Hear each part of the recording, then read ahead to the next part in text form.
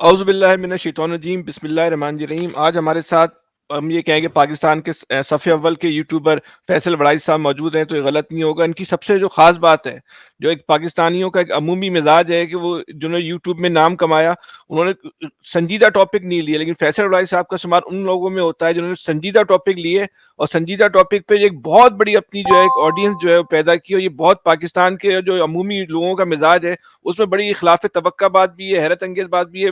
بہت شکریہ فیصل بھائی، آج آپ نے ہمیں جوائن کیا، اپنا وقت دیا، آپ بہت مصروف آدمی ہیں، آپ کا ٹائم دیا، آپ کو بہت شکریہ۔ ہم بہت عرصے سے آپ کا انٹرویو کرنا چاہ رہے تھے، لیکن آج آپ پکڑ میں آ گئے۔ ہاں وہ ساتھ ساتھ کام بھی جاری ہے اور ساتھ ساتھ آپ کی پکڑ میں بھی ہے۔ فیصل بھائی، آپ بہت آسان لفظوں میں بتائیں کہ آپ ہیں کون؟ اسٹوری داستان گو ہیں، محقق ہیں، یا ریسرچر ہیں؟ کون ہیں آپ؟ مورخ ہیں؟ کون ہیں؟ مجھے آپ اگر دو الفاظ کی اجازت دیں تو میں یہ کہوں گا کہ میں ایک ہسٹورین ہوں جو سٹوری ٹیلر ہے۔ اچھا، تو انسپائر کس سے ہوئے؟ مطلب یہ بالکل ایک نئی طرز کی چیز آپ پاکستان میں لے کر آئے اور بالکل دیکھتے دیکھتے وہ چھا گئی، آپ میرے کا خیال سنو میں نئی دیکھو جانو کے نام سے۔ دیکھو سنو جانو، جی بالکل۔ بات یہ ہے کہ نئی تو بالکل نہیں ہے، کیونکہ دنیا میں یہ اس طرح پہلے سوشل میڈیا سے پہلے ہسٹوریکل فکشنز تو لکھے جا رہے تھے نا۔ اس میں کچھ اس طرح کے تھے جیسے کہ ہمارے محترم نسیم حجازی صاحب لکھا کرتے تھے، یا پھر وہ لکھی گئی ہے عنایت حسین صاحب کی داستان ایمان فروشوں کی ٹائپ، جو کہ بہت زیادہ فکشن ہوتا تھا، جس میں ہسٹری کو بالکل مس کر دیا جاتا تھا۔ یا پھر اسلم راہی کے جو تھے ناول، اس میں بھی ہسٹری بالکل ایک سائڈ پر کر دی جاتی تھی، تھوڑا سا ہسٹری کا نام لے کے اور پورا فکشن اس کے اوپر بلڈ کیا جاتا تھا، اپنی من پسند باتیں اوپر اس کے ڈالی جاتی تھی، جس کا رزلٹ پھر ہم یہ پوری نیشن میں اسی طرح کے لوگ بھگت رہے ہیں۔ اس کی تازہ مثال جو ارطغرل میں آپ نے دیکھی کہ پورے کا پورا ایک ایسی سٹوری، ایک فیک سٹوری کے اوپر پورا فکشن بنایا گیا۔ ایک طرز یہ تھی ہسٹری میں چل رہی، کتابیں لکھی جا رہی تھی۔ ایک وہ بھی ہسٹوریکل فکشن تھا جو کہ ایکچوئل واقعات کے ساتھ ہی لکھا جاتا تھا۔ وہ ایک ٹرینڈ دنیا میں تھا، موجود تھا ہسٹوریکل فکشن کا، جس کی ایک نئی کتاب آئی ہے، all the light we can not see. تو یہ ادب تو موجود تھا، لیکن سوشل میڈیا نے آ کے صرف اس میں یہ کیا ہے کہ ایک اور آپ کو پلیٹ فارم دے دیا۔ اب جب یہ سلسلہ سارا شروع ہوا تو اس وقت میرے پاس دو آپشن تھے کہ یا تو میں رائٹنگ کی طرف ہی رہوں، وہیں لکھوں، کیونکہ میں لکھ بھی رہا تھا مختلف میں ایک میگزین کا ایڈیٹر بھی رہا، مختلف میگزین میں لکھتا بھی رہا۔ تو ایک آپشن تو یہ تھا میرے پاس۔ دوسرا تھا کہ میں پھر ہسٹوریکل فکشن جو ہے اس سے نکلوں اور ہسٹری کے ہی تمام کی تمام ایکچوئل ڈیٹیل کو اس طرح سے بتاؤں کہ لوگ اس میں انٹرسٹ بھی لینا شروع کریں۔ اچھا، میں آپ کو سمپل سی ایک بات بتاتا ہوں کہ لوگ انٹرسٹ کیوں نہیں لیتے۔ فرق کیا ہے؟ فرق یہ ہے کہ اگر آپ ہسٹری کو اس طرح سے سنائیں گے کہ جیسے وہ ڈیٹس کا مجموعہ ہے، تاریخیں ہی تاریخیں ہیں، یا نام ہی نام ہے، یا بادشاہ ہی بادشاہ ہیں، تو آپ کو بڑی بور لگے گی، حکمران ہی حکمران ہیں۔ لیکن جیسے ہی آپ اس کو پیپلز ہسٹری میں لے کے آئیں گے، لوگوں کے رنگ میں لے کے آئیں گے، عام آدمی کو ساتھ اس کے منسلک کر کے آپ تاریخ بتائیں گے، ایک ایسے پرسپیکٹیو سے جو کہ لوگوں سے ریلیٹ کرتا ہو، تو وہ پھر لوگ اس میں انٹرسٹ لیں گے۔ ڈیٹس اس میں ضرور ہوں گی، لیکن وہ تو اس کے بغیر تو ہسٹری ہو نہیں سکتی، لیکن آپ ان ڈیٹس کے ساتھ روب ڈالنے کی اپنے ویور پر نہیں کوشش کریں گے، بلکہ ڈیٹ اس کو صرف چیزیں ریلیٹ کرنے کے لیے بتائیں گے۔ جیسے اگر میں نے کوئی بات بتانی ہے کہ 17ویں صدی میں رینیسانس میں یہ ہوا، تو ایک طریقہ تو یہ ہے کہ میں اس کے ڈیٹس بتاؤں کہ 1601 میں یہ ہوا، 1650 میں یہ ہوا، 1630 میں یہ ہوا۔ دوسرا طریقہ یہ ہے کہ میں آپ کو بتاؤں کہ 17ویں صدی کے بالکل آغاز میں رینیسانس کا جو سب سے بڑا واقعہ جس نے اس پورے عمل کو ٹریگر کیا، وہ یہ تھا کہ برونو کو زندہ جلایا جا رہا تھا، اور یہ غالباً 1600 فروری کی بات ہے۔ تو یہاں سے میں سٹارٹ کروں گا۔ تو اب میں آپ کو ایک ریفرنس دوں گا کہ ایک عام آدمیوں کا ایک مجمع جمع تھا، جو پادریوں کے کہنے پر ایک شخص کو سزا دینے کے لیے، سزا دی جانے والی تھی، اس کو دیکھنے کے لیے وہاں موجود تھا۔ یہاں سے اس صدی کا آغاز ہوتا ہے۔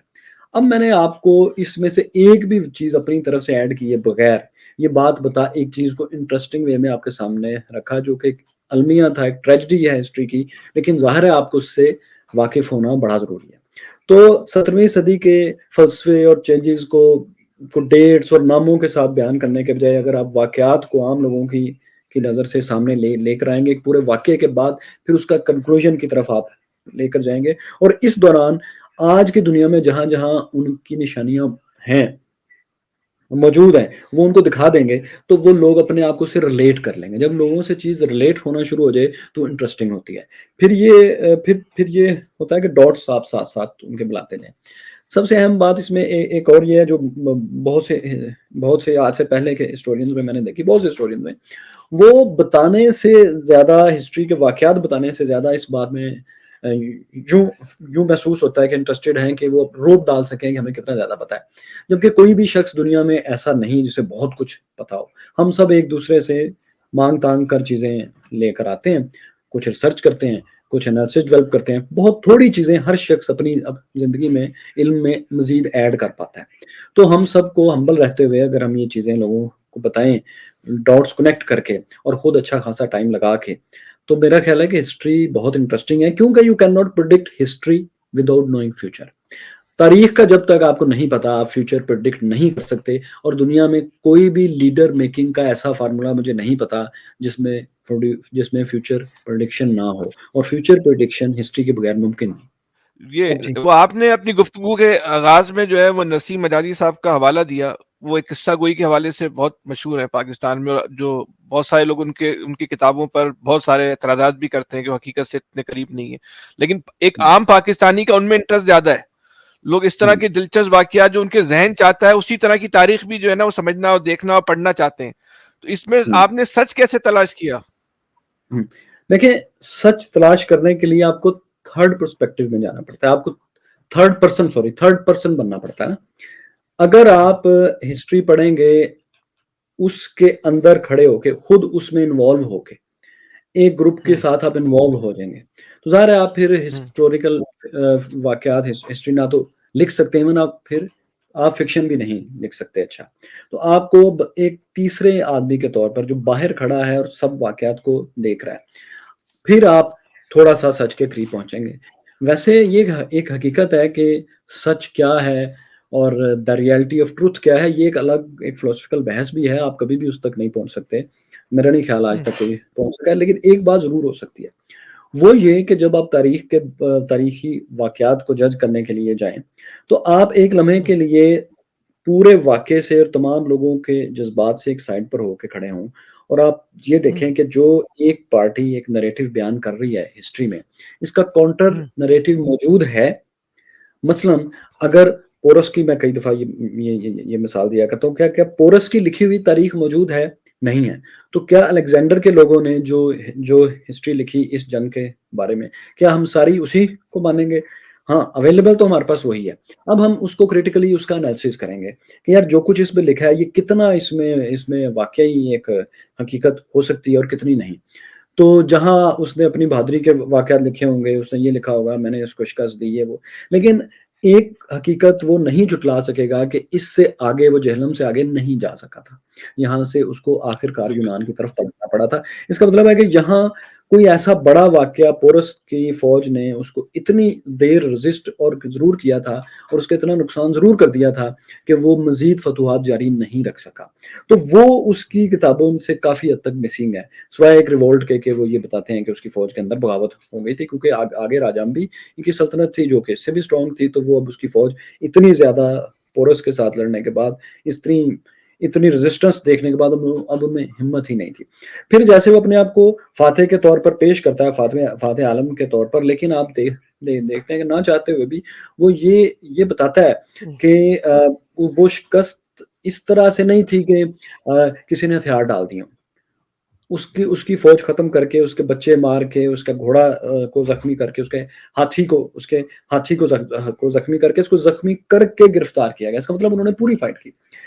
अच्छा, इसी तरह आप अगर अगर दारियोस के जो पर्शियन एम्पायर है, इसकी कदीम हिस्ट्री की आप बात करें, तो वो उनके जो जो दीवारों पे लिखी हुई, पत्थरों पे लिखी हुई सारी हिस्ट्री है, हम्म, उसमें वो बार-बार ये बताता है कि हम बड़े-बड़े बहादुर हैं, हम बड़े फ़ातेह हैं, मैं मुझसे कोई टक्कर नहीं ले सकता। लेकिन साथ ही वो ये बताता है कि मैंने फलाँ और फलाँ कबीले को इस साल में शिकस्त दी, फलाँ और फलाँ कबीले को इस साल में शिकस्त दी।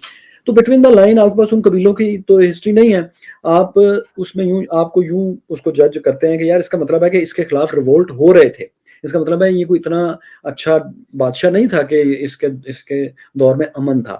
تو ہسٹری کو اگر آپ بٹوین دا لائن دیکھیں تو آپ کو بڑا اچھا ایک آئیڈیا ہو جاتا ہے. آپ جو کم از کم جو بات بتائی گئی ہوتی ہے اس میں اس حد تک ضرور پہنچ جاتے ہیں کہ اس میں سے کتنا پارٹ ڈاؤٹ والا ہے اور کتنا اس میں ضرور ٹھیک ہوگا. اور اگر دوسرا نیریٹو موجود ہی نہ ہو تو ہم اس پارٹ کو, اس ہسٹری کے اس واقعے کو یوں لیتے ہیں کہ ہاں یہ فلاں کا پرسپیکٹیو ہے, فلاں کا پرسپیکٹیو ہے, اور ہم یہ اس چیک کے ساتھ اس واقعے کو قبول کرتے ہیں, نہ کہ اس کو اور پروپیگیٹ کرنا شروع کر دیتے ہیں. نسیم حجازی اور اسلم راہی اور اس طرح کے جو لوگ ہیں جو ان سے ہم لوگوں کا اعتراض ہے, میرا اور ہماری طرح کے لوگوں کا, وہ یہ ہے کہ انہوں نے ہسٹری کا وشفل نیریٹو پیش کیا ہے.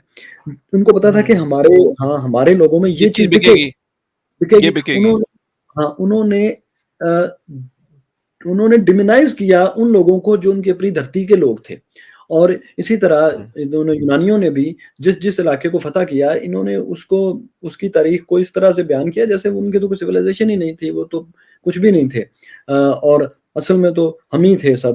اچھا جی فلاں جگہ ڈاکو تھے, فلاں جگہ لٹیرے تھے, فلاں نے ہم پہ حملہ کیا. جیسے ابھی آپ دیکھیں کہ ابھی اسرائیل اور غزہ کا جو کانفلکٹ چل رہا ہے, جس کو کانفلکٹ بھی نہیں کہنا چاہیے, ایک اوپریسر ہے, ایک اوپریسڈ ہے, تو اس میں کیا ہو رہا ہے, جو مقابلہ کر رہے ہیں وہ ہر طرح سے ٹیررسٹ ہیں, ان کے جتنے لوگ بھی گرفتار ہوں گے غزہ کے وہ ٹیررسٹ ہیں.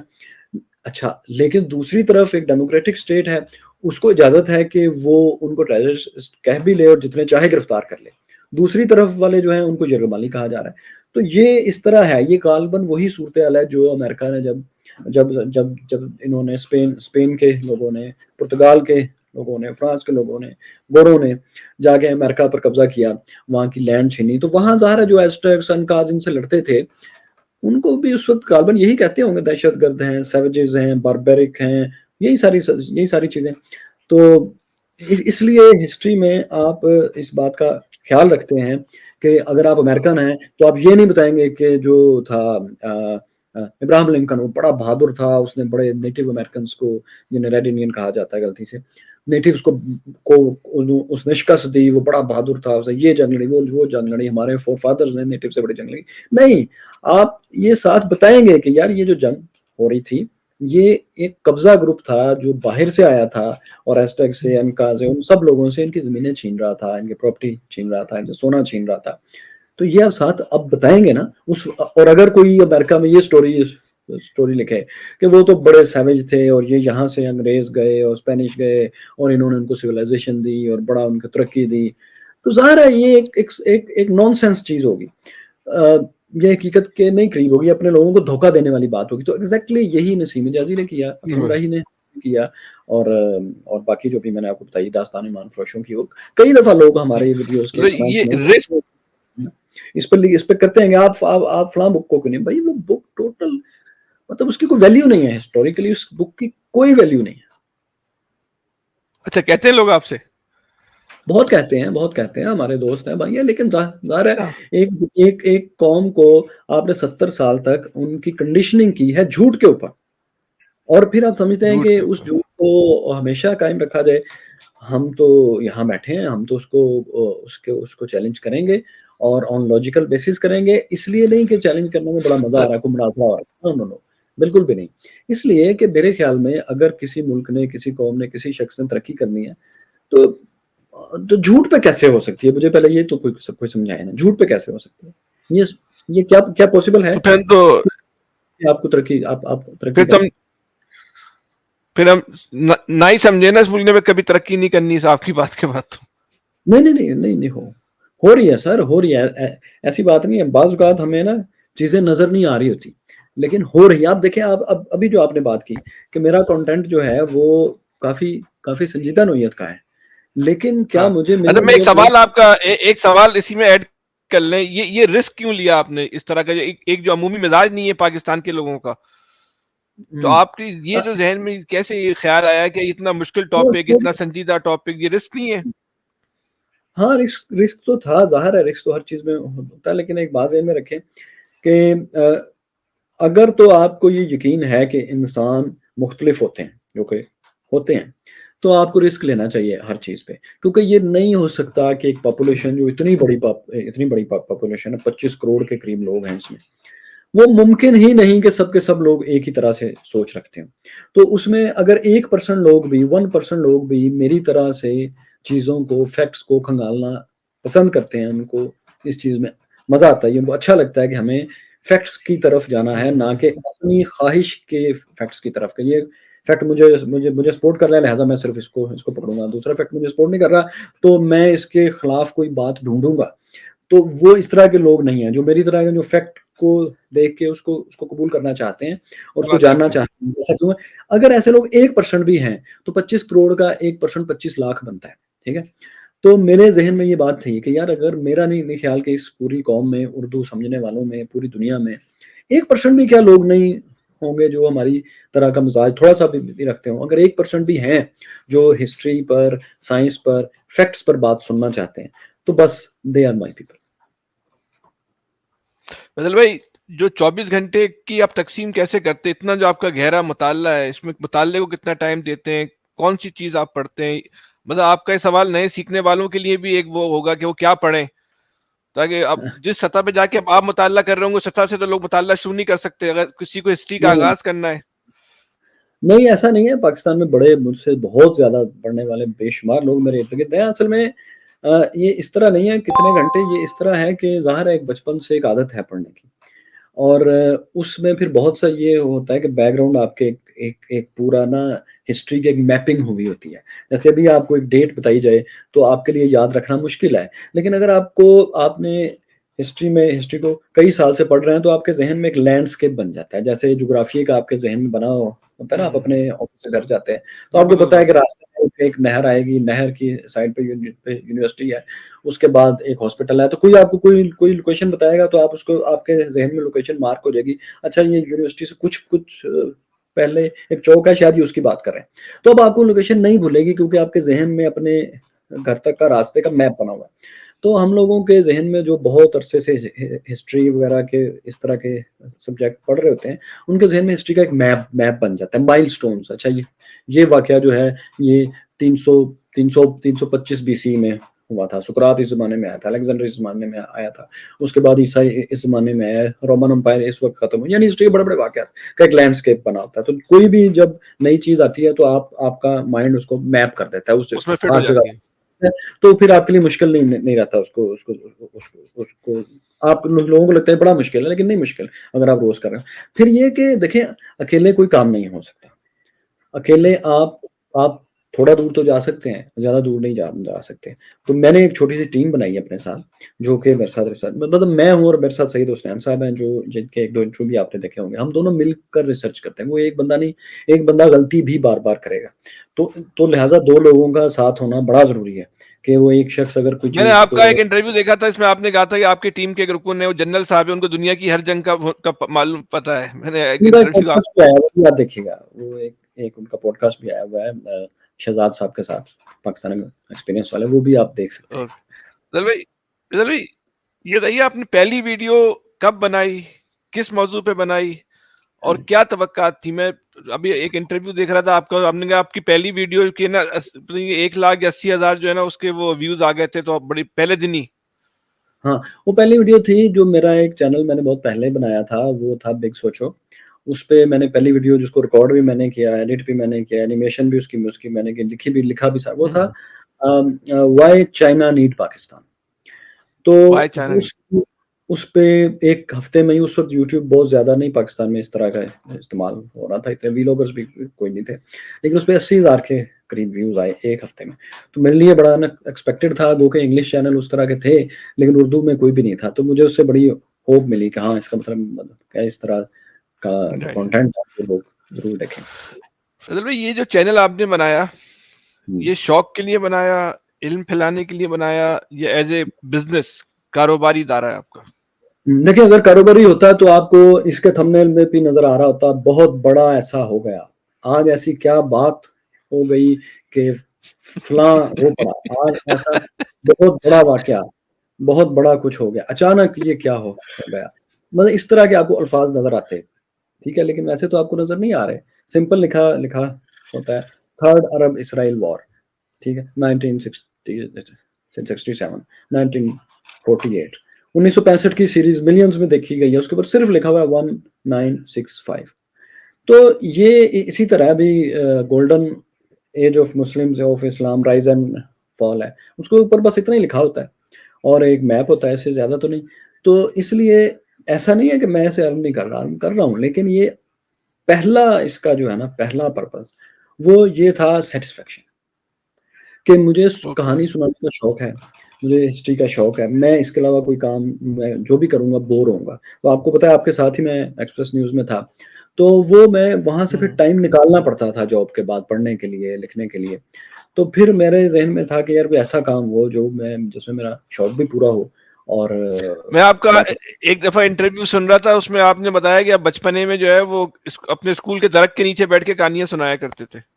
او ہاں، وہ میرے گھر کے نا، ہمارا اکھاڑا میں گاؤں تھا 34 جی ڈی 34 جی ڈی. تو اوکاڑا میں. ہمارے بالکل سامنے جو ہے نا وہ اسکول تھا، چھوٹا سا گاؤں ہے ابھی. تو اس کی کچی دیوار تھی، اس کے آگے برگد کا بہت بڑا بڑا درخت تھا جس کی بڑی بڑی شاخوں کے اوپر ہم بھاگا کرتے تھے بچے. تو اس کے نیچے بیٹھ کے جو ہے وہ اسکول بہت ہی بڑا تھا. تو ابھی بھی ہے، لیکن اب انہوں نے اس کی دیواریں پکی کر دی ہیں، وہ برگد کا درخت کاٹ دیا ہے اور اسکول کے اندر جو ہے کمرے ہی کمرے بنا دیے ہیں. تو وہ مجھ سے تو دیکھا نہیں جاتا وہاں جا کے. تو خیر اس درخت کے نیچے بیٹھ کے میں کہانیاں سنایا کرتا تھا بچوں کو. اس وقت میں خود ایک بچہ تھا، یعنی اسکول کا بچہ کتنے سال کا ہوگا. تو وہ بچوں کو کہانیاں سناتا تھا اسی وقت بنا کے. تو وہ ایک شاید پتہ نہیں کہاں سے ایک شوق تھا کہ یار میں بچوں کو ایسی بات بتاؤں جس میں لوگ انگیج ہوں. اور پھر آہستہ آہستہ میں نے یہ سیکھا کہ یار میں جتنا مرضی زور لگا لوں، جو دنیا میں ریئلٹی ہے نا وہ کسی بھی فکشن سے زیادہ انٹرسٹنگ ہے. غزہ میں اس وقت جو جنگ ہو رہی ہے اور جس سے پہلے جو یوکرین میں ہوئی ہے، پاکستان کا بننا ہے، دنیا میں ریولوشنز کا آنا ہے، فلسفی کے اندر the evolution of religion, evolution of concept of God, یہ ساری چیزیں جو ہے نا، even the concept of evil, good and evil, یہ جیسے ایوالو ہوئے ہیں. یہ کہانیاں اتنی مزے کی ہیں کہ دنیا کا کوئی فکشن ان کا مقابلہ نہیں کر سکتا. تو مجھے انہی میں مزہ اچھا، میں ایک بات اور میں مزے کی ایک بات بتاؤں آپ کو، بڑی شاید آپ کے لیے بھی بڑی حیرت انگیز بات ہوگی. یہ جو لوگ جم جاتا ہوں تو لوگ ٹریڈ مل استعمال کرتے ہیں نا، یا ہاں ویٹ ٹریننگ کرتے ہیں، تو عمومی طور پہ نا وہ گانے سن رہے ہوتے ہیں. تو میں نے اپنے جم میں کئی لوگوں کو دیکھا ہے جو ٹریڈ مل کرتے ہیں نا، تو وہ آپ کی ویڈیو دیکھ رہے ہوتے ہیں. جن کو گانے کا شوق نہیں ہے نا، اس میں کچھ ٹریڈ مل کے دوران کچھ نہ کچھ چاہیے ہوتا ہے آدمی کو، تو وہ آپ کی ویڈیو دیکھ رہے ہوتے ہیں. یہ شاید آپ کے لیے بڑی حیرت انگیز بات ہو. ہاں نہیں، میں بھی جم اچھا جاتا تھا تو یہ کئی بتائیے، یہ جو جی جی ایک بس آپ بات کیجیے. فیضل بھائی، جیسے یہ ٹیکنالوجی کا دور ہے، لوگ ٹیکنالوجی سے پیسے جو ہے وہ کما رہے ہیں. ڈیجیٹل میڈیا کی طرف بہت نوجوان آ رہا ہے، بہت تیزی کے ساتھ آ رہے ہیں. لوگ سمجھتے ہیں آئیں گے، کریں گے اور چھا جائیں گے، نوٹ گننے لگیں گے. آپ کیا مشورہ دیں گے ان کو؟ دیکھیں ابھی اصل میں نا بدقسمتی سے جو پاکستان میں اس وقت ایک ٹرینڈ چل گیا ہے نا کچھ لوگوں کی بہت کامیابی کی وجہ سے، وہ یہ ہے کہ کچھ بھی بنا دیجئے آپ اپنی لائف کے بارے میں تو وہ چل جاتا ہے. آپ کے کوئی گیسٹ آئے ہیں، آپ نے کوئی نئی چیز خریدی ہے، آپ کو کہیں کوئی شاپنگ کرنے گئے ہیں، ایون بارش ہو گئی ہے، تو آپ ویڈیو بناتے ہیں تو اس کے لاکھوں ویوز آ جائیں گے، اور آپ اس کے بعد پھر آپ اس کے پیسے بھی جو کمائیں گے وہ بھی آپ لوگوں کو دکھائیں گے. اچھا، مجھے اس پہ اعتراض کوئی نہیں ہے، لیکن بات یہ ہے کہ اس طرح کا کنٹینٹ جو ہے نا وہ کنٹینٹ تو پہلی بات ہے نہیں. دوسری بات یہ ہے کہ وہ لوگوں میں ایک چیز پیدا کرتا ہے کہ شاید یہ سب اس طریقے سے کامیاب ہو جائیں گے، جبکہ ایسا ہے نہیں. کچھ لوگوں کا کسی بھی وجہ سے، ان کے انداز بیان کی وجہ سے، ان کی کسی بھی وجہ سے جو میں نہیں بتا سکتا، مجھے نہیں پتا کہ لوگ ان کو پسند کریں. تو ظاہر ہے کسی کو آپ زبردستی تو کسی بندے کو پسند نہیں نہ کروا سکتے. کسی کو پسند آیا تو وہ اس کو دیکھ رہا ہے نا. وہ مثال نہیں بننے چاہیے. میں ان کو لوگوں کو اگر مشورہ دوں وہ یہ کہ آپ اس فارمولے کو فالو کریں جو پوری دنیا کا، انسانی تاریخ کا ٹیسٹڈ اور پروو فارمولا ہے، کہ آپ اپنی نیچ دریافت کریں کہ وہ کون سی فیلڈ ہے جس میں واقعی آپ کافی اچھا بول سکتے ہیں اور لوگوں کے سامنے پریزنٹ کر سکتے ہیں. اس کے بعد اس فیلڈ میں محنت کریں اور اپنے جو اس فیلڈ کمیونیکیٹر ہیں آن لائن ان کو اچھی طرح دیکھیں کہ وہ اس فیلڈ میں کیا کر رہے ہیں. اس کے بعد آپ اس نش پہ آئیں اور اس نش پہ کام کریں, ویڈیوز بنائیں. اگر آپ یہ دیکھیں گے کہ کسی نے چیخ چیخ کے اور اپنے دن رات اپنے شب و روز دکھا کے اپنی فیملی دکھا کے ویوز لے رہے ہیں, تو ہو سکتا ہے آپ بھی لے لیں, لیکن زیادہ چانس یہ ہے کہ کیونکہ اس میں کمپٹیشن بہت زیادہ لائف ہے, کم ہوگی. ایسا کنٹینٹ ہے جو کوئی بھی کر سکتا ہے, تو لہٰذا اس میں کمپٹیشن زیادہ ہوگا تو آپ کے کامیاب ہونے کے چانسز کم ہیں. آپ دیکھیں نا, جو کام آسان ہے اس میں تو کمپٹیشن بہت ہوگا, ٹھیک ہے نا. اچھا, پھر اس میں ایک مسئلہ یہ ہے کہ اب ایک فلسفیکل بات ہے, ہماری نیشن بلڈنگ کی بات ہے. جس قوم میں یہ بات, جس کے بچوں میں, ینگسٹرز میں یہ بات زیادہ مشہور ہو جائے کہ آپ کو زیادہ محنت کیے بغیر, پڑھے لکھے بغیر, کوئی انٹلیکٹ کی گفتگو کیے بغیر بھی آپ ملینز آف روپیز کما سکتے ہیں, تو اس کا یہ اس قوم کی بدقسمتی ہی کہنا چاہیے اس کو, کیونکہ اس کا مطلب ہے کہ وہ پھر زیادہ تر لوگ جو ہیں سوچنے سمجھنے کی طرف نہیں جائیں گے. اچھا, اب اس کی میں آپ کو اس کی بیک گراؤنڈ بھی آپ کو بتاتا ہوں. وہ یہ کہ اس کی وجہ یہ ہے کہ دیکھیں جو ملٹی نیشنل کمپنیز ہیں نا, یوٹیوب ہو, سوشل میڈیا, یہ تمام چیزیں basically these are their business platforms. اچھا, اب ان کو پتا ہے کہ آپ جو گفتگو کریں گے, ٹھیک ہے, جو ایک اسکالر گفتگو کرے گا, جو ڈاکٹرز گفتگو کریں گے, آئی مین پی ایچ ڈی ڈاکٹرز, اسی طرح جو ہسٹری کی اور اس طرح کی میچور چیزیں ہوں گی, ظاہر ہے وہ دیکھنے والے, وہ ویڈیوز دیکھنے والے لوگ کوئی ایڈ دیکھ کے متاثر ہو کے اس کو خریدنے نہیں چلے جائیں گے. وہ کسی نئے لون میں یا کسی جوتے کا ایڈ دیکھ کے یا کسی بھی گلٹرنگ چیز کو دیکھ کے اس کو پرچیز کرنے نہیں چلے جائیں گے, کیونکہ یہ ازیوم کیا جاتا ہے کہ یہ اس طرح کا کنٹینٹ بنانے والے اور دیکھنے والے لوگ خاصے میچور ہوتے ہیں. اچھا, لیکن اس کے برعکس وہ کنٹینٹ جس میں بہت زیادہ دکھاوا, آلریڈی دکھاوا ہو رہا ہے کہ ہم یہ فلاں چیز لے کے آئے, فلاں چیز لے کے آئے, آج ہم نے یہ شاپنگ کی, وہ شاپنگ کی, ہمارے یہ گیسٹ آئے, وہ گیسٹ آئے, ایون ہم نے ٹائر چینج کیا اس چیز کا, آج ہم نے نئی کوشش. اچھا, یہ کنٹینٹ دیکھنے والے جو لوگ ہیں, ظاہر ہے یہ ملٹی نیشنل کمپنیز کے ایڈ سے بھی زیادہ متاثر ہوں گے. ان کے بارے میں ان کے لیے زیادہ چانس ہے کہ ان کو اگر ایڈ دکھائے جائیں کسی بھی ایسی چیز سے جس سے وہ اپنے اس طرح کے جو آلریڈی ایک ایسا کنٹینٹ دیکھ رہے ہیں جس میں کہ دکھاوا ہو رہا ہے, تو وہ ایڈز کو دیکھ کے ان کی طرف جلدی مائل ہو سکتے ہیں. مثلا اگر آپ کو ایک ہسٹری کی ویڈیو میں آپ ایک پیپسی کا ایڈ دیکھیں, ایک نئی انرجی ڈرنک کا آپ ایڈ دیکھیں, تو شاید آپ وہ انرجی ڈرنک بائی کرنے نہ جائیں. لیکن اگر دوسرے قسم کے لوگ میں وہ ایڈ ایک شخص دیکھے گا تو زیادہ چانس یہ ہے, کیونکہ وہ دیکھنے والی ایج گروپ اور مائنڈ سیٹ اور ہے, وہ اس کو خریدنے کے لیے جائے گا. تو لہٰذا ملٹی نیشنل کمپنیز کا بھی ایک اس میں نا اپنا بھی ہاتھ ہے کہ وہ جان بوجھ کے اس طرح کے لوگوں کو زیادہ اس کو ریچ دیتے ہیں, کیونکہ یہاں ان کی پروڈکٹس زیادہ بکتی ہیں. تو یہ بھی ایک وجہ ہے. دل بھائی, یہ بتائیں کہ جو لوگ کہتے ہیں کہ یوٹیوبر, فلاں یوٹیوبر کروڑوں روپے کما لیتا ہے, یہ حقیقت بھی ہے, فسانہ ہے؟ اس نے کروڑوں روپے مہینہ کماتا ہے, اس کے 5 کروڑ روپے مہینہ ایسے یوٹیوبر ہیں پاکستان میں؟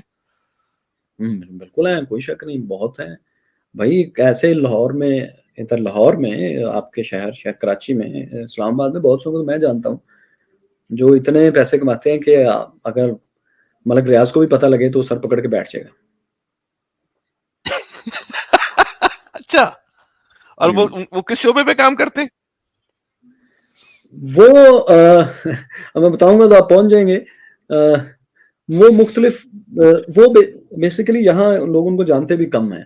وہ انگلش میں بناتے ہیں ویڈیوز, اور ریویوز ٹائپ ان کی ویڈیوز ہیں, مختلف طرح کے ہیں, لیکن مطلب آپ نے جاننا ہے. مطلب کہ ملک ریاض کا جو میں نے کہا, وہ اس لیے کہا کہ وہ بھی سوچے گا کہ میں ایٹ لیسٹ بہت زیادہ لیگ ورک کرتا ہوں, اسٹیٹ سے پنگے لیتا ہوں, اتنا کچھ کرتا ہوں, اور یہ بچے جو ہیں. اچھا, میرے خیال میں اس میں برائی کوئی نہیں ہے. آپ ایک چیز ایک کر رہے ہیں, محنت سے کر رہے ہیں, لوگوں کو پسند آ رہی ہے, تو media is all about this. اور کیا ہے اس یوٹیوب کا مستقبل کیا ہے؟ دیکھیں, یوٹیوب کا فیوچر سوال ٹھیک نہیں ہے. اصل سوال یہ ہے کہ پیپل جنریٹڈ کنٹینٹ کا مستقبل کیا ہے. اصل سوال یہ ہے کیونکہ یوٹیوب تو ایک ٹول ہے، ایک ایپ ہے جو پیپل جنریٹڈ کنٹینٹ کو اسپیس دے رہی ہے، جو عام لوگ اپنا کنٹینٹ جنریٹ کر سکتے ہیں، اس کو اسپیس دے رہے ہیں. تو اس کا جواب یہ ہے کہ اسی کا فیوچر ہے. اب جو ہے نا کنٹینٹ یہ کریٹر کا فیچر ہے. ہاں کنٹینٹ کریٹر کا فیچر ہے اب. ایگزیکٹلی اصل میں یہ چیز اب ریفائن ہوگی، آہستہ آہستہ اور ریفائن ہوگی. اور یہ ہوگا کہ آپ دیکھیں گے کہ زیادہ میچور لوگ اور زیادہ اسکلڈ لوگ اس میں آہستہ آہستہ اور اوپر آئیں گے. فیصل بھائی، اب تھوڑی سی ہم آپ کی جو تاریخ پہ جو آپ کا علم ہے اس سے تھوڑا مشاہدہ اپنے پارٹ 2 میں کرنا چاہیں گے. یہ تو ہم نے تھوڑی ہلکی پھلکی آپ سے گفتگو کر لی. فیصل بھائی یہ بتائیں، یہ جو ایک ویڈیو بھی ایڈٹ کر رہا ہوں ساتھ ساتھ. یہ آپ ہر فن والا آدمی، آج آپ ہماری گرفت میں آ گئے نا، تو تھوڑا سا ہم نے آپ کو پکڑ کے رکھنا ہے آج. یہ جو پاکستان بنا، یہ جو تحریک پاکستان تھی، یہ کیا تھی؟ یہ اسلام کے نام پہ ملک بنا ہے، یا مسلمانوں کی معاشی ضروریات کے لیے ملک بنا ہے؟ اور جس مقصد کے لیے ملک بنا تھا وہ مقصد جو ہے وہ حاصل ہو گیا، یا ہم بھٹک گئے؟ بڑے مشکل سوال آپ کر رہے ہیں، حالانکہ ان سوالوں پر میں کافی بول چکا ہوں 3-4 جگہوں پر. آپ جو ہے نا وہ چاہتے ہیں کہ میں اصل میں بات، اس سوال کا جواب یہ ہے کہ اب میں آپ کو اس کا وہ جواب دیتا ہوں جو اس وقت ریلیونٹ ہے. وہ یہ کہ یہ کیسے بھی بنا تھا، اب یہ بحث ثانوی ہو چکی ہے، اب اس بحث کی ضرورت نہیں. ایون آپ دیکھیں کہ میں نے ایک لیکچر میں جو غالب اللمز میں تھا، اس میں نے یہ بتایا تھا کہ ہر ملک جب بنتا ہے، اس کے فور فادرز نے جو بھی کہا ہو، کچھ سال بعد وہ فور فادرز، ان کی کہی ہوئی سب باتیں ارریلیونٹ ہو جاتی ہیں، کیونکہ ہر دور اپنے ساتھ نئی حقیقتیں لے کر آتا ہے. اب پاکستان ایک ریئلٹی ہے، یہ اب واپس نہیں جا سکتا. لہٰذا اور ساتھ ہی ایک اور بات، قائد اعظم نے کیا فرمایا تھا، علامہ اقبال نے کیا کہا تھا، خواب کیا تھا، یہ ساری باتیں آج کی حقیقتوں میں ارریلیونٹ ہیں. کیا آپ کا خیال ہے کہ ویتنام نے جب چائنا سے جنگ کر کے ان سے آزادی لی تھی، تو کیا آج یہ انہی ویلیوز پہ چل رہا ہے؟ بالکل نہیں. چائنا اپنے ریولوشن کے بعد کیا ماؤ کی آئیڈیالوجی پہ، اس کی بکس کے اوپر چل رہا ہے؟ بالکل نہیں. کیا جو رشیا ہے، جو امریکہ کے بعد اور چائنا کے بعد سب سے پاورفل کنٹری ہے، کیا یہ سٹالن اور لینن کے نظریات پہ چل رہا ہے، یا خروشیف کے چل رہا ہے، یا گورباچوف کے چل رہا ہے، جو آپ جس کو بھی فور فادر ان کا مان لیں؟ نہیں چل رہا. امریکہ کیا جارج واشنگٹن کے نظریات پہ چل رہا ہے؟ نہیں چل رہا. ٹھیک ہے. تو بات یہ ہے کہ ہر ملک جو ترقی یافتہ ہے آج، وہ اس نے ڈوریوں سے اپنے پورے جسم، ہاتھ، بازو، ٹانگ، بیلٹ کو ماضی سے نہیں باندھا ہوا.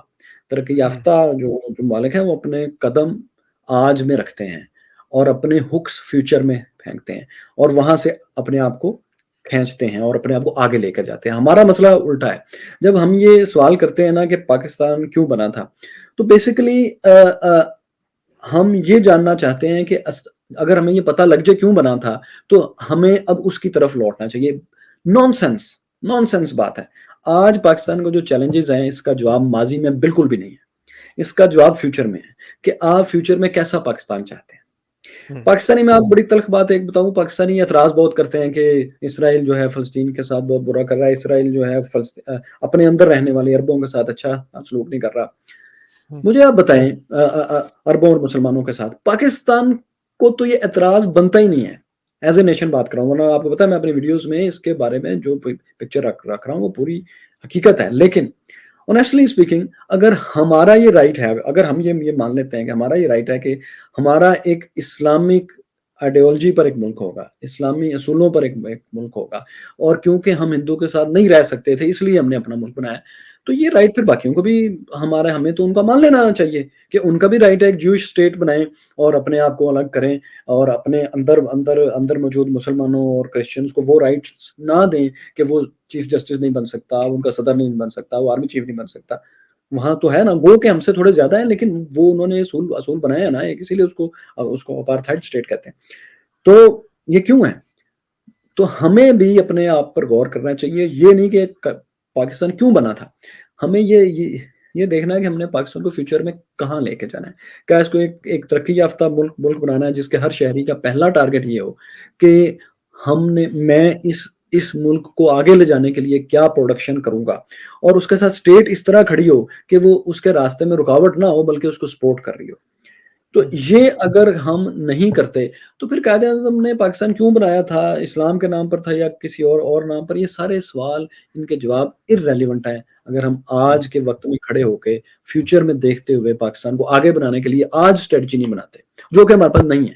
اور آنیسٹلی اسپیکنگ، پاکستان کسی بھی چیز کے لیے بناؤ، کوئی اسٹرکچر پاکستان کو بنا کے چلانا کیسے ہے اس کے فور فادرز کے پاس نہیں تھا. نہیں فیصل بھائی، جس پاکستان میں جو ماڈل ہے گورنمنٹ کا، جو نظام حکومت ہے، یہ ماڈل اس وقت دنیا کے کسی خطے میں اس ماڈل کی گورنمنٹ، اس ماڈل کا نظام پایا جاتا ہے؟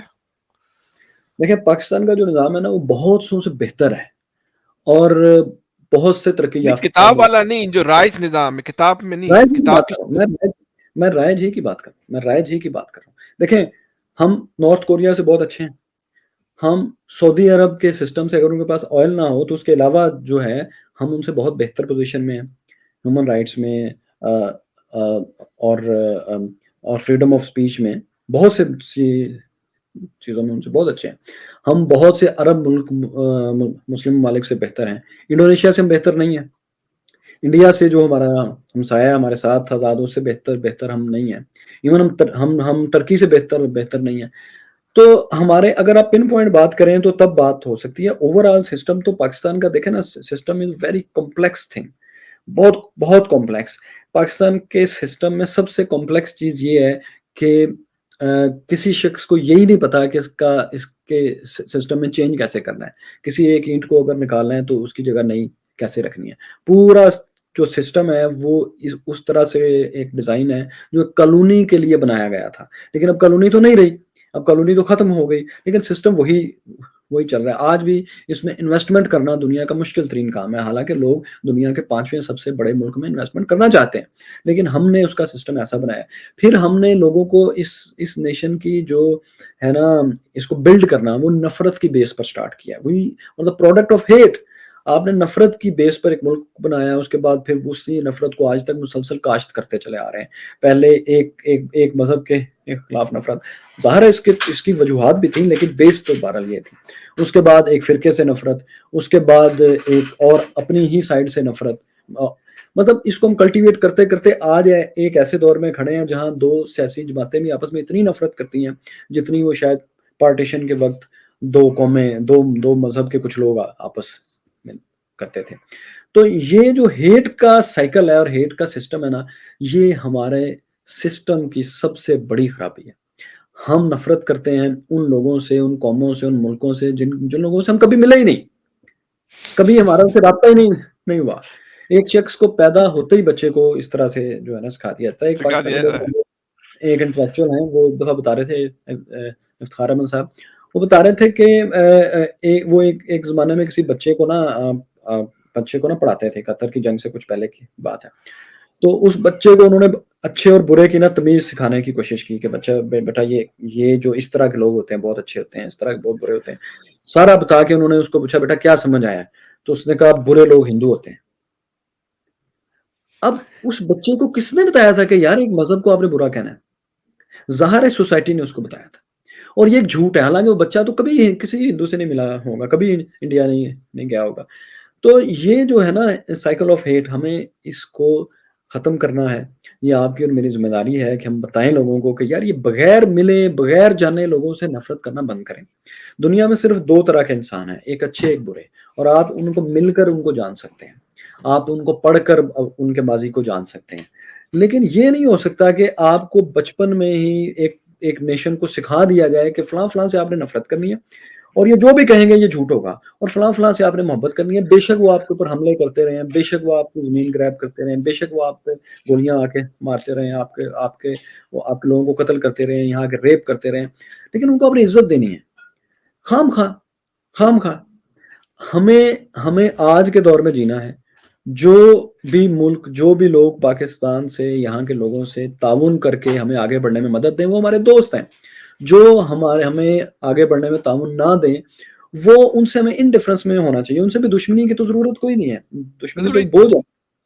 جس طرح ہم بحیثیت ایک قوم اجتماعی طور پہ زندگی گزار رہے ہیں، جس طرز پہ چل رہے ہیں، ہم علم میں پیچھے ہیں، ہم ٹیکنالوجی میں پیچھے ہیں، ہمیں سوچنا نہیں آتا، ہم بہت سارے معاملات میں دنیا سے پیچھے رہ چکے ہیں، ہمارا مستقبل کیا ہے؟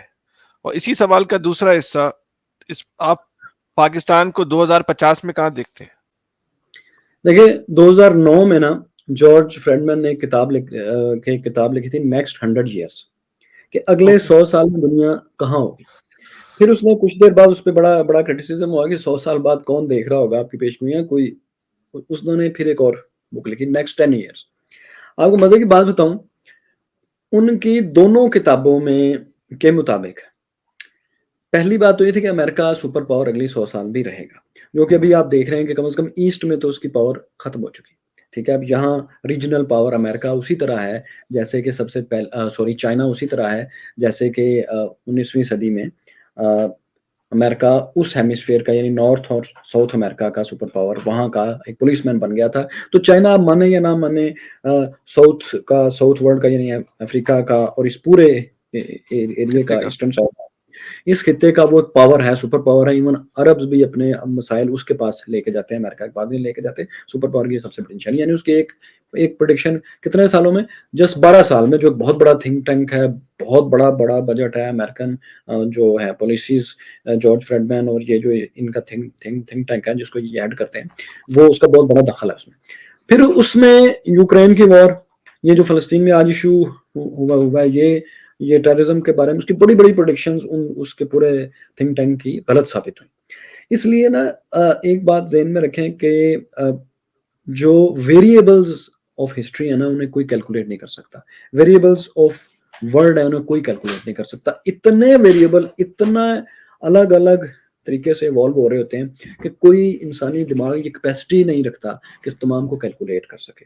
لیکن چونکہ ہوپ فل رہنا ہی ہمارے فائدے میں ہے، امید کے بغیر آپ کچھ بھی سوچ نہیں سکتے، کچھ بھی پلان نہیں کر سکتے. تو 2050 میں کیسا پاکستان ہوگا؟ میرا خیال ہے کہ اگر ہم اس ہیٹ کے سائیکل کو بریک نہ بھی کر سکے تو اس سے تھوڑی سی بہتر پوزیشن میں ہوں گے. اس کی وجہ کیا ہے؟ اس کی وجہ یہ ہے کہ دیکھیں، ہم پاکستان جیسے ملک نا دنیا کی دم ہیں. تو دنیا جہاں بھی ترقی کر کے جاتی ہے نا، تو آخر میں ہاتھی کی دم کو بھی وہاں سے ایٹ لاسٹ تو گزرنا ہی پڑتا ہے جہاں سے ہاتھی پہلے گزر رہا ہو، کیونکہ اسے الگ تو نہیں ہو سکتی. جیسے دنیا میں انٹرنیٹ ریولوشن آیا، آئی ٹی آیا، سوشل میڈیا آیا، تو ظاہر ہے آپ اسے الگ تو نہیں رہ سکتے. تو اس کے جو فائدے ہیں، اگر دنیا اس کے 100 فائدے کما رہی ہے تو آپ 10 فائدے اس کے کمائیں گے. تو بہرحال ہم آج سے تھوڑی بہتر پوزیشن میں ہوں گے، جیسے آج ہم پچھلے 30 سال کی نسبت آج تھوڑی بہتر پوزیشن میں ہیں. ہم ایک دوسرے کو جانتے بہتر ہیں، ہمارے پاس ایجوکیشن کے کچھ بہتر موقع ہیں، اور کچھ ارننگ کے ہمارے پاس بہتر موقع ہیں. تو کچھ بہتر پوزیشن میں ہوگا. لیکن دنیا کی کمپٹیشن میں جو آج کی صورتحال ہے، اگر کوئی ریولوشنری اسٹیپ نہیں ہوتا تو ہم بہت پیچھے ہوں گے.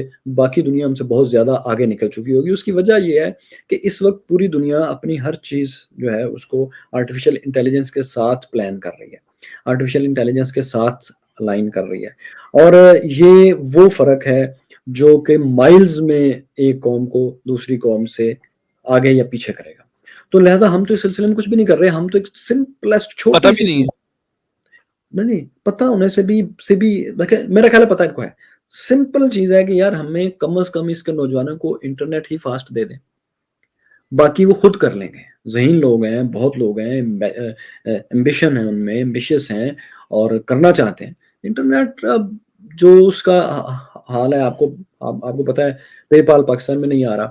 اسی طرح آن لائن ٹرانزیکشنز کے کئی بڑے ابھی ہے. میری ایک ڈیل ایک بڑی کمپنی سے صرف اس وجہ سے رہ گئی کہ وہ اس کا ڈی ایس جے کا اور میرے تمام ویلاگس کا ایک آن لائن سائٹ بنانا چاہتے تھے ود سم شیئرنگ، کہ وہاں پر یہ تمام ویڈیوز دستیاب ہوں، اور کچھ جو ہیں ایکسکلوسیو ایپیسوڈز بھی میں ان کے لیے بناؤں. سائٹ میرے پاس ہوگی کنٹرول.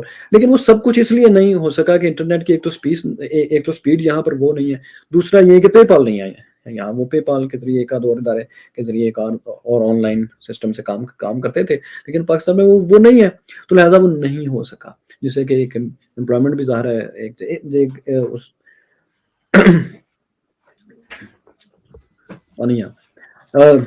میں دوبارہ لائن جس سے کہ ظاہر ہے ایک امپلائمنٹ بھی جنریٹ ہونا تھی اور اس طرح کی کچھ اور چیزیں، جو کہ بہت چھوٹی سی چیز ہے، لیکن ظاہر ہے مجھ سے بہت بہتر کام کرنے والی یہ، میں تو سوشل میڈیا پہ بس کرتا ہوں نا، آئی ٹی کمپنیز ہوں گی جن کے اس طرح کے مسائل ہوں گے، تو صرف اور صرف ان لوگوں کو اچھا انٹرنیٹ دے دیں، آپ 24 گھنٹے ان کو بجلی دے دیں، تو شاید یہ خود ہی دھکا دے کے اس ملک کو بہت آگے لے جائیں گے۔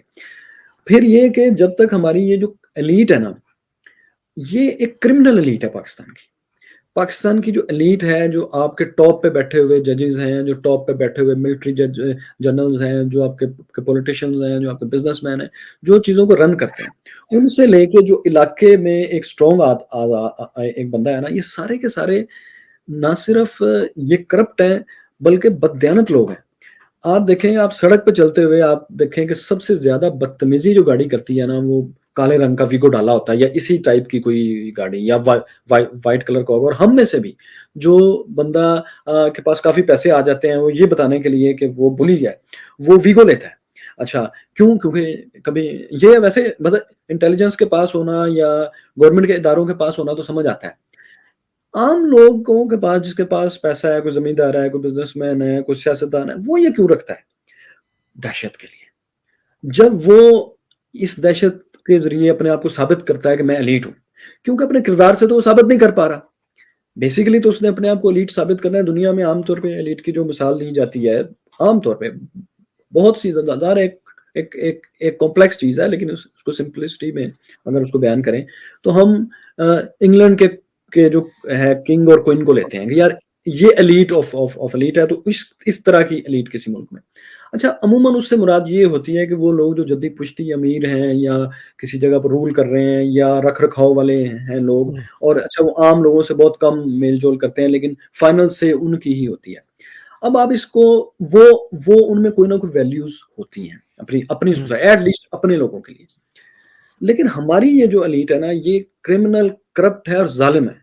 یہ آپ کو ایک ٹریفک کانسٹیبل کو جو بلوچستان میں کوٹا میں چوک پہ کھڑا ہے، اس کو اپنی گاڑی کے نیچے کچل کے چلی جاتی ہے، اور آپ کا پورا سسٹم اس کچلنے والے کا نام پتہ تک بتانے سے کئی دن ہچک جاتا ہے، اور پھر اس کے بعد بھی اس کا کیا بگاڑ لیتا ہے، اس کا کچھ بھی نہیں۔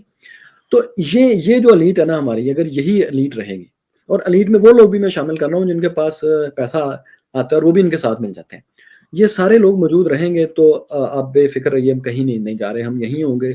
آج لاہور سب سے گندا شہر ہے آلودگی میں، اسموگ میں، پھر گجرانوالہ بھی ہے، پھر کراچی بھی ہوگا، پنڈی بھی ہوگا، پھر ہمارے سب شہر نمبر 1 ہوں گے، کیونکہ یہ ایلیٹ پاکستان سے اپنا تعلق سمجھتی ہی نہیں ہے۔ یہ اس ایلیٹ نے پاکستان میں رہنا ہی نہیں ہے۔ جب تک اب یہ پاکستان سے اپنے آپ کو ریلیٹ نہیں کریں گے، یہ کیسے اس کی بہتری کے لیے کام کریں گے؟ اور آئرنی یہ ہے، ظلم یہ ہے، مسئلہ یہ ہے کہ کسی ملک میں ڈیموکریسی ہو، آٹوکریسی ہو، مونارکی ہو، کمیونزم ہو، کچھ بھی ہو، اس کو گورن ایلیٹ ہی کر رہی ہوتی ہے۔ یہ جو ایک مسکنسیپشن ہے نا کہ ڈیموکریسی آئے گی تو کوئی فوری طور پہ مڈل کلاس آ جائے گی، نہیں آئے گی، بہت ٹائم لگے گا۔ اس سے پہلے تک ایلیٹ ہی اس پہ قبضہ رکھے گی۔ آپ دیکھیں کہ پاکستان میں عام آدمی کے پولیٹکس میں آنے کی جو بنیادی 2 چیزیں ہیں، اسٹوڈنٹ پولیٹکس اور آپ کی جو ہے گراس روٹ ڈیموکریسی جو ہے، بلدیاتی الیکشنز، دونوں نہیں ہونے دیے جاتے۔ کیوں؟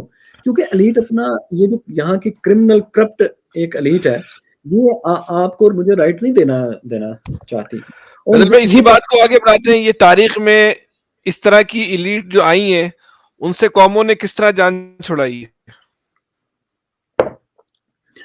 اچھا، افسوس کی بات یہ ہے کہ ایلیٹ سے جب بھی جان چھوٹی ہے، ایلیٹ کی مدد سے ہی چھوٹی ہے۔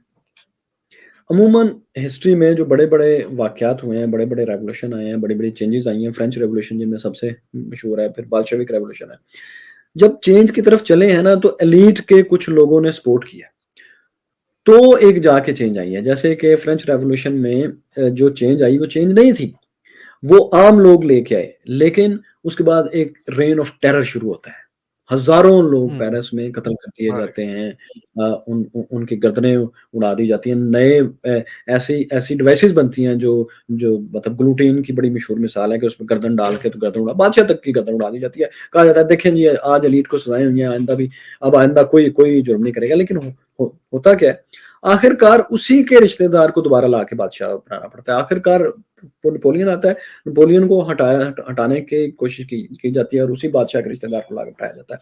उसके बाद फिर नेपोलियन भी अब चूंकि एलीट बन चुका है, फिर उसके ही एक भतीजे को ला के फिर बिठाया जाता है। तो बात ये फिर एक मुल्क में आहिस्ता आहिस्ता चेंज आना शुरू होता है और आज का फ्रांस फिर हमारे सामने आता है। इसी तरह आप जर्मनी में आप देखें कि वहाँ जो 2 दफ़ा हुई है तबाही हुई है, तो उसको फिर वहाँ की जो एलीट बच गई थी, जिसमें कि कॉनरेड एक बड़ा अहम करैक्टर था, उनका चांसलर जो है बाद में, उसने भी इंटरनेशनल एलीट के साथ मिल के अपने मुल्क को बिल्ड किया। तो भाई ये बेशक किसी को कितना भी तल्ख सच लगे, लेकिन हिस्ट्री का सबक बहरहाल ये है, अगर I can be wrong, I am saying I can be wrong, क्योंकि मेरे पास कोई सारा इल्म थोड़ी है, बहुत बहुत मामूली से अपने ऑब्जर्वेशन में बता रहा हूँ कि मेरी स्टडी में ये है कि दुनिया में जब भी कोई बड़ा चेंज आता है तो वो ज़ाहिर एलीट की तरफ से, एलीट की मदद से ही आएगा। अभी इंग्लैंड हमारे सामने एक डेमोक्रेसी की बड़ी अच्छी मिसाल है कि वहाँ इतने ज़मानों से डेमोक्रेसी सबसे सबसे पुरानी है और चल रही है बड़े अच्छे अंदाज में, एक तरह से चल। वहाँ के बादशाह ने आहिस्ता आहिस्ता अपने पावर्स दी हैं, बेशक प्रेशर की वजह से दी हैं, लेकिन पहले उसने लैंडलॉर्ड्स को दी, बड़े बड़े फैसल भाई लॉर्ड्स, हाउस ऑफ लॉर्ड अब वहां पर है अभी तक। फिर उन्होंने, यानी इस तरह नहीं होगा कि एकदम से लोग उठें और सब कुछ तबाह कर दें तो ठीक हो जाएगा। फैसल भाई, जैसे कि आप जो बात कर रहे हैं तारीख के हवालों से, अगर इस तनाजुर में देखा जाए तो फिर तो इसका मतलब ये हुआ पाकिस्तान में जो चेंजिंग आएगी वो एस्टेब्लिशमेंट की मदद से आएगी। फिर एस्टेब्लिशमेंट ने इमरान खान को तैयार किया तो वो एक तब्दीली की तरफ जाने का, तारीख के हवाले जो आप देख के बात कर रहे हैं, तो फिर तो उसी तनाजुर में तो सही फैसला था। फिर आइंदा भी पाकिस्तान में एस्टेब्लिशमेंट की मर्जी से तब्दीली, खास स्पेसिफिक अगर प्रोजेक्ट इमरान खान को देखें तो वो तो फिर ये सही बात है आपकी। देखें, अब ये कहना बहुत बहुत मुश्किल है, लेकिन जो भी पाकिस्तान में चेंज आएगी, आप एलीट को अकाउंटेबल ठहराए बगैर और उनके किसी पार्ट को साथ मिलाए बगैर नहीं ला सकते। आप मुझे बताएं कैसे लेके आएंगे। अभी आप देखें इमरान खान का जो दौर है अभी कुछ गुजरा है, उससे पहले नवाज शरीफ का, मैं ये बात मानने को नहीं तैयार कि कोई पाकिस्तान का सियासी जो लीडर है वो पाकिस्तान की बेहतरी नहीं चाहता था। मैं ये समझता हूँ कि वो चाहते थे, कैपेबिलिटी का इश्यूज हो सकते हैं, लेकिन ऐसा नहीं था कि वो बददियानत थे, चाहते नहीं थे कि उनकी हुकूमत में पाकिस्तान में बेहतरीन आए। लेकिन वो छोटी से छोटी चेंज करवाने के लिए भी, आप लाहौर में देखें हॉस्पिटल एक बनाने की उन्होंने, शहबाज शरीफ साहब ने कोशिश की किडनी ट्रांसप्लांट का, क्या हुआ आपको सारा इवेंट पता है। कितनी यानी एक ताकतवर शख्स जिसका भाई वज़ीर आज़म है, जो खुद वज़ीर आला है, उसके लिए मुश्किल होगी। इमरान खान ने अपने दौर में कई छोटी छोटी इस तरह की चेंज लाने की कोशिश की, उन्होंने कर्ज देने की कोशिश की, घर बनाने के लिए आसान कर्ज जो कि बहुत से लोगों को मिले भी, लेकिन इन एक एक छोटी छोटी चीज के लिए किस कदर दांतों तले पसीना आया और वो भी फिर कामयाब नहीं हो पाए। क्योंकि जो आपकी एलीट हर जगह बैठी है वो हर एक का मुफाद है मुख्तलिफ जगहों पर। मुल्ला का अपना मुफाद है क्योंकि वो भी एलीट का पार्ट है। मैं हर गली मोहल्ले के जो उलमा हजरात है उनकी बात नहीं कर रहा, मैं उन उलमा की बात कर रहा हूँ जो एलीट में शामिल है। खुद वो प्राइवेट महफिलों में शराब भी पीते हैं, दादे ऐश भी देते हैं, लेकिन बाहर आके और दर्स देते हैं।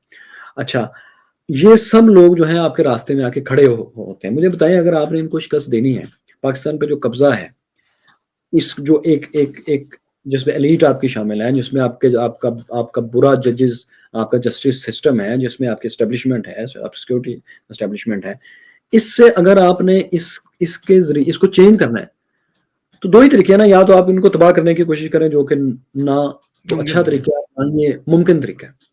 तो एवोल्यूशन ही बेस्ट तरीका है कि इन्हीं में से कुछ लोग आपके साथ मिलें और आप उस सिस्टम को evolve Aahista Aahista step by step उसको करें।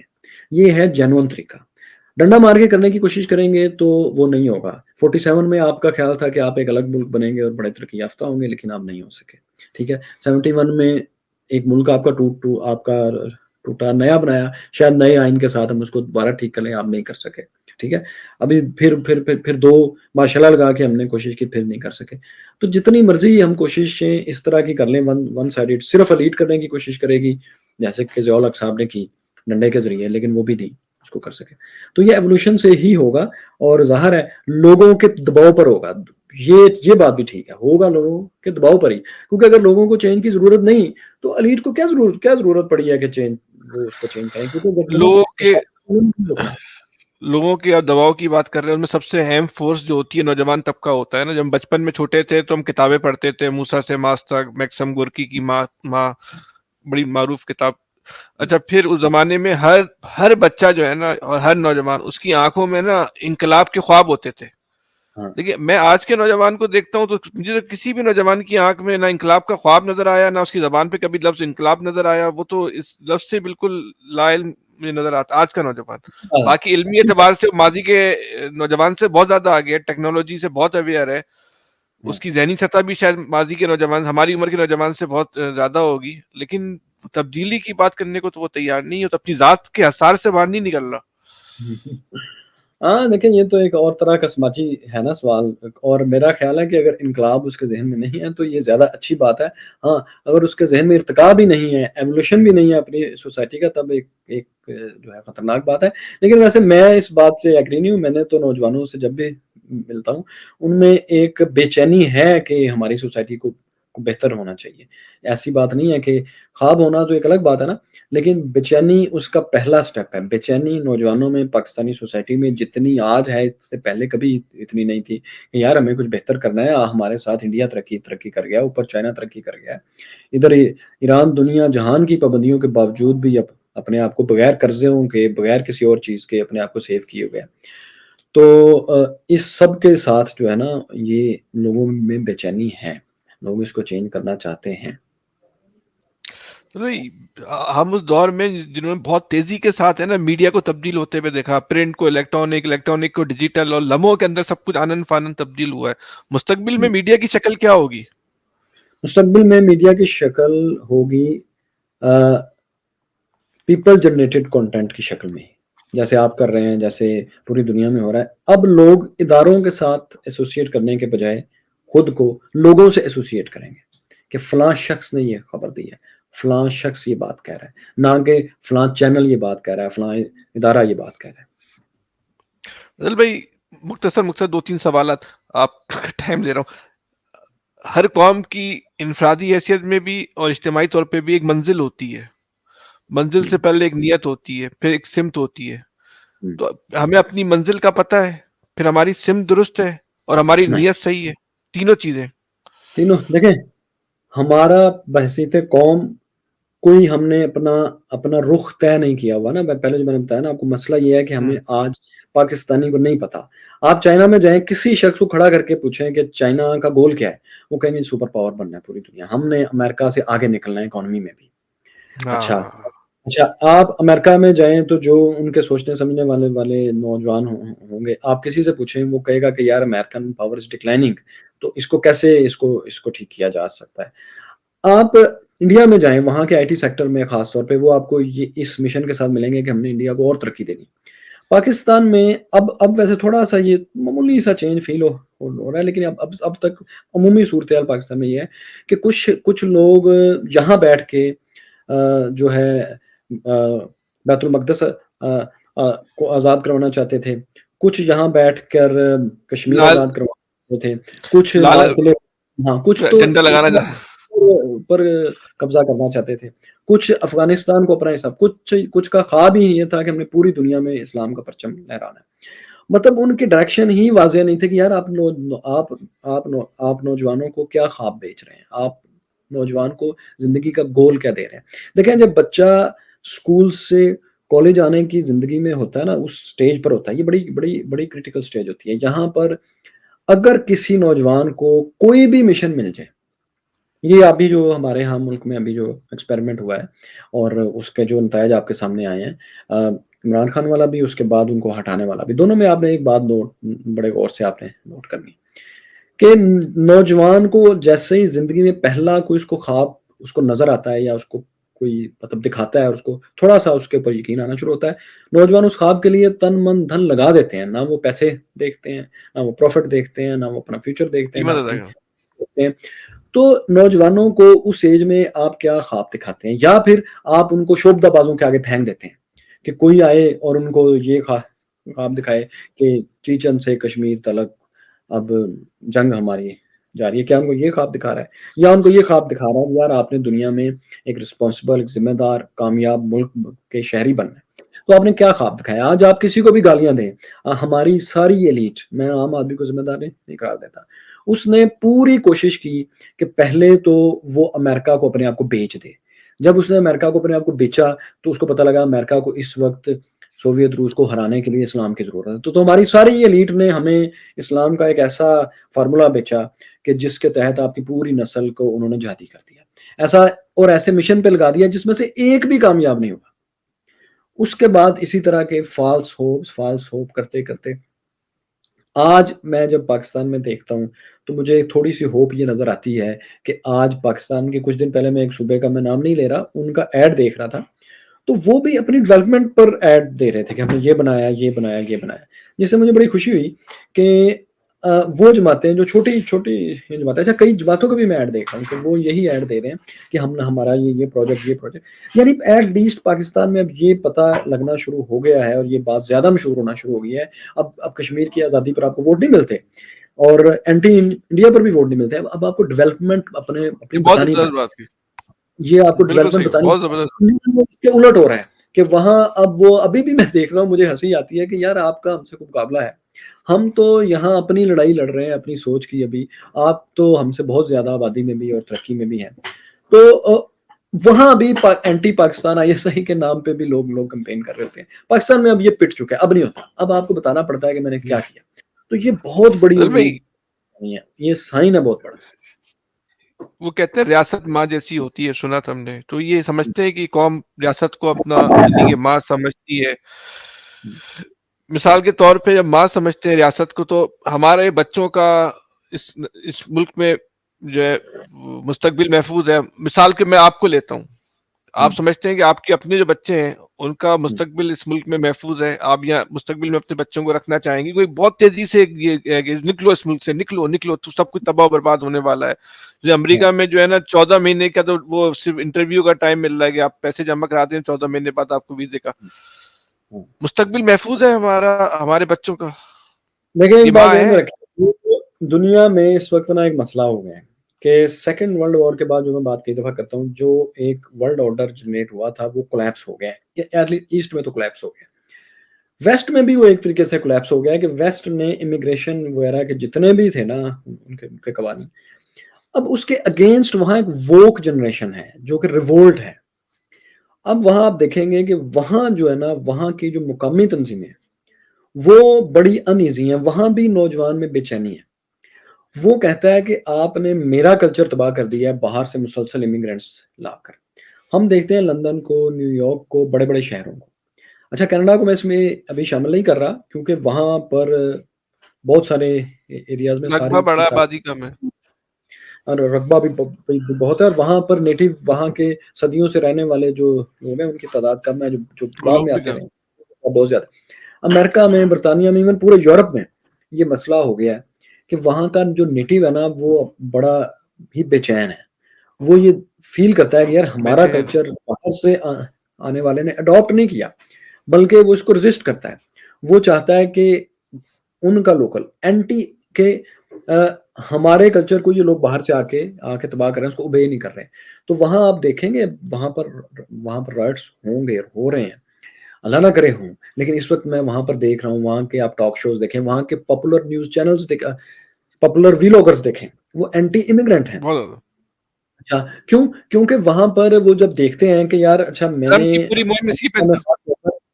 امریکہ میں خاص طور پر وہ دیکھتا ہے کہ یار میں اپنے اپینڈکس سے آپریشن کے لیے گیا ہوں تو مجھے ڈاکٹر نے یہ ایک کام کیا، اس کے بعد اس نے کہا جی اتنے ہفتے بعد کی ڈیٹ یا فلاں سرجن سے لکھوا، یا جو بھی ہے اس کے لیے اس کو ہیلتھ کیئر جو اس کی ہے اس کو مہنگی پڑ رہی ہے. اچھا وہ ایک سال کی اتنی ارننگ نہیں اپنی کر پا رہا جتنا بنگلہ دیش سے، پاکستان سے، انڈیا سے، ویتنام سے آیا ہوا بندہ اس سے زیادہ ارننگ کر رہا ہے. اب وہ یہ نہیں سوچتا وہاں کا مقامی کہ ویسٹ کا، یورپ کا، امریکہ کا کہ یار یہ زیادہ ذہین نہیں، وہ یہ سوچتا ہے کہ اچھا ٹیکس میں اتنا جو دیتا ہوں وہ بیسیکلی جو ہیلتھ کیئر ہے اس سے تو یہ بھی فائدہ اٹھا رہا ہے، یہ سیلری بھی مجھ سے زیادہ لے رہا ہے، تو اس کا مطلب ہے اس نے میرا حق مارا ہوا ہے. تو وہ وہاں ایک نفرت پیدا ہو رہی ہے تمام امیگرینٹس کے خلاف. تو ہم جس طرح دیکھتے ہیں نا دور کے ڈھول سوانے تو اتنی سوانی بات نہیں ہے وہاں. یہاں بیٹھ کے تو لگتا ہے ہاں ایک پوائنٹ سے ضرور ہے کہ وہاں کم از کم سانس لینے کے لیے صاف ہوا ہے. یہاں لاہور پہ مجھے نہیں سمجھ آتی، یا ایک وقت تک نا مطلب شام تک آپ کے اس پورے حصے میں پین شروع ہو جاتی ہے. تو وہاں اینٹی امیگرینٹ کلچر بہت تیزی سے آ رہا ہے. ابھی آپ دیکھیں نیدرلینڈ میں کیا ہوا ہے, اینٹی اسلام بندہ وہاں پر آ گیا, کلیئرلی ہیٹ اسپیکر. اچھا, اسی طرح آپ دیکھیں کہ امریکہ میں جو ہے ٹرمپ اور اس طرح کے لوگ, ابھی جو باقی کینڈیڈیٹس ہیں, کتنے پاپولر ہیں وہ, کیوں؟ کیونکہ وہ اینٹی امیگریشن کے ساتھ ہے. پھر یہ کہ ایک اور بڑی اہم بات ہے جس کو ہم نظر انداز کرتے ہیں کہ وہاں کی جو آبادی ہے, ڈیموگرافی, وہ اچھا حالانکہ اس پہ کوشچن ہیں, لیکن وہ اس کا گراف دیکھتے ہیں کہ جو امیگرینٹ آ رہے ہیں ان کے گھروں میں کتنے بچے پیدا ہو رہے ہیں, خاص طور پہ مسلم کنٹریز سے, اور جو وہاں کے مقامی ہیں ان کے گھروں میں کتنے بچے پیدا ہو رہے ہیں. اس سے پھر وہ ایک لائن ڈرا کرتے ہیں, اچھا اتنے سال بعد ہم تو ختم ہو جائیں گے, یہ ڈومیننٹ ہوں گے. تو یہ بھی جو اینٹی امیگرینٹس ہیں ان کو نا ان کے اندر ایک انزائٹی پیدا کرتی ہے. تو وہاں بھی جو ہے نا وہ اتنی خوشگوار صورتحال نہیں ہے جس کو آپ سمجھ رہے ہیں کہ وہاں جا کے سب کچھ جی ٹھیک ہو ہمارے جائے گا. بچوں کا مستقبل پاکستان میں محفوظ ہے.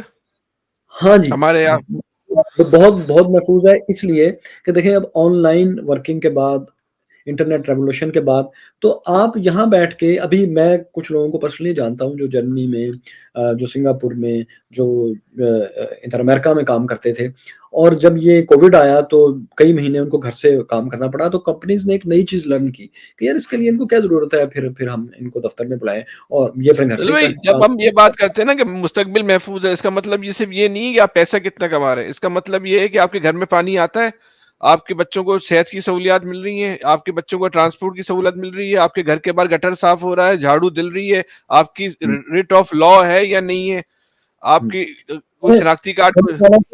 میرا میرا میرا خیال ہے کہ جب یہ لوگ یہاں رہیں گے اور یہاں ارننگ کریں گے تو یہ ہو نہیں سکتا کہ یہ چیزیں اسی طرح مسلسل چلیں, کیونکہ پاکستان ایک پریشر کوکر ہے بھائی. ایک دو ہی ہسٹری دو چیزوں کی آپ کو نا گارنٹی کرتی ہے. جب آپ میں بے چینی ہوگی خرابیوں پر تو ایک پریشر کوکر بنتا جائے گا, یا تو ایک دن وہ پھٹ جائے گا, سب کچھ ختم ہو جائے گا, یا پھر وہ ٹھیک ہوگا. تو ان دونوں میں سے ایک چیز ہی ہوگی, اور آئی ایم ہوپ فل کہ چیزیں ٹھیک ہوگی. اچھا, باہر جانے کے اس چیز کے میں خلاف نہیں ہوں, میرے خیال میں تو پاکستانی ڈائسپورا دنیا میں جتنا زیادہ ہوگا اتنا اچھا ہے, لیکن یہ سوچ کر جانا کہ یہاں سب کچھ تباہ ہو رہا ہے, میرے خیال میں تھوڑی زیادتی ہے. کیونکہ تھوڑی زیادتی ایلیٹ یہاں پر کرمنل ہے, آپ کو تنگ کرتی ہے, وہ لاز سارے توڑتی ہے. ان کو دیکھ کے عام آدمی بھی یہ سوچتا ہے کہ شاید طاقتور اور ایلیٹ میں شامل ہونے کے بعد پہلی چیز جو اس کو کرنی چاہیے وہ لا بریکنگ ہے, تاکہ وہ ثابت کر سکے, اسٹیمپ لگوا سکے کہ میں ایک تگڑا بندہ ہوں, میں ایک ایلیٹ میں ہوں. اس نے بھی یہ سیکھ لیا. تو اس سے ہمیں جان پتہ نہیں ہماری کب چھوٹے گی. لیکن ایسا نہیں ہے کہ یہاں پر ہوپ بالکل ہی نہیں ہے. آپ جسٹ امیجن کریں, فرض کریں آپ $2,000 آپ کماتے ہیں. $2,000 میں پاکستان میں آپ زیادہ خوش رہیں گے یا آپ امریکہ میں زیادہ خوش رہیں گے؟ ایک بات.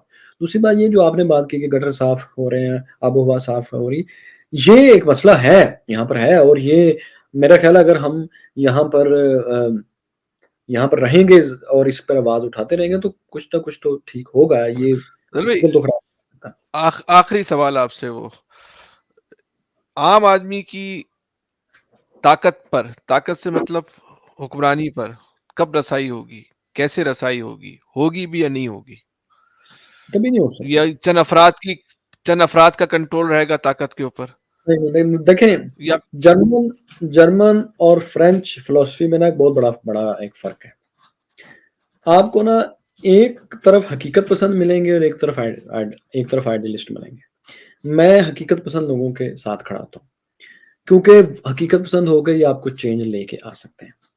تو بات یہ ہے کہ عام آدمی جس چیز کو طاقت سمجھتا ہے وہ اس کے پاس کبھی نہیں آئے گی. ہاں, طاقت کی چوائس اس کے پاس ضرور آ جائے گی کہ اس نے پاور کا جو ہنٹر ہے وہ کس کے ہاتھ میں اس دفعہ دینا ہے. اتنی ایک طاقت پاکستان میں اس کے پاس آئے گی, اور اتنی کافی حد تک اس کے پاس آ چکی ہے. اب یہ ہے کہ جو ایلیٹ ہے, پاورفل ایلیٹ, وہ فیصلہ کرے گی. اس نے چونکہ آخر کار کنونس عوام ہی کو کرنا ہے, تو وہ یہ کوشش کریں گے کہ ہم آپ کو اور اپنے آپ کو اور اچھا پریزنٹ کر سکیں.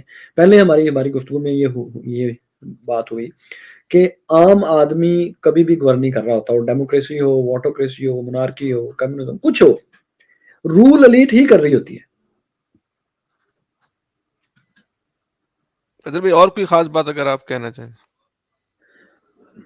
بس سر کیا کہنا چاہیں گے؟ یہی جو کہہ دیا بہت کہہ دیا، اتنی ویڈیوز بناتا ہوں کئی گھنٹوں پر، اتنا کچھ تو کہا، کہنے کو رہ کے گیا ہے۔ ٹھیک ہے فیصل بھائی، بہت شکریہ، آپ نے اپنا مصروف ٹائم میں سے ہمارے لیے ٹائم نکالا، ہاں اور تھینک یو سب انشاء دیکھنے اللہ والوں آپ سے کو۔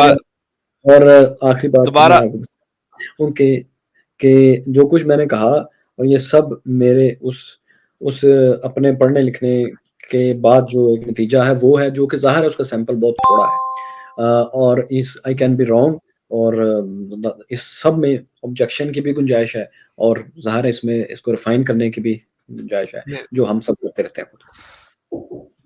فضل بھائی، بہت لاتعداد سوال ہیں جو ابھی رہ گئے، لیکن ہمارے پروڈیوسر صاحب جو ہے نا بڑے غصے میں دکھ رہے ہیں، 3 کا ٹائم ختم ہو رہا ہے، تو پھر انشاءاللہ آپ سے بہت جلد دوبارہ ایک اور نشست بھی کریں گے ہم۔